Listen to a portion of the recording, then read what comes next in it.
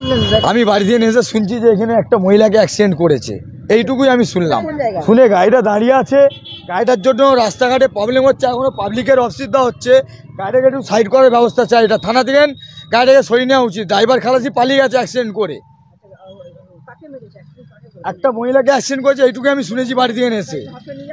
Hospital নিয়ে গেছে, দাদারা বললো, এটাই আমি শুনেছি। এটা হচ্ছে আরামবাগ নবপল্লী 14 নম্বর ওয়ার্ড। আমার নাম সন্তু ক্ষেত্র। আমি পড়তে যাচ্ছিলাম, দিয়ে এবার রাস্তার ধারে বালি ছিল, আমি বালিটা তাও পেরিয়ে পড়েছিলাম, আমি রাস্তার নিচে নেমে পড়েছিলাম, তাও লরিটা এসে আমাকে মেরে যায়। ওই এলাকায় কি সবসময় বালি পড়ে থাকে? সবসময় বালি পড়ে থাকে, ওখানটা মানে বালি নয় পাথর কিছু না কিছু ওখানে পড়ে থাকবে, রাস্তাটা সবসময় জ্যাম থাকবে। কিসে পড়ছো তুমি? আমি 11-এ পড়ি। কোন স্কুলে?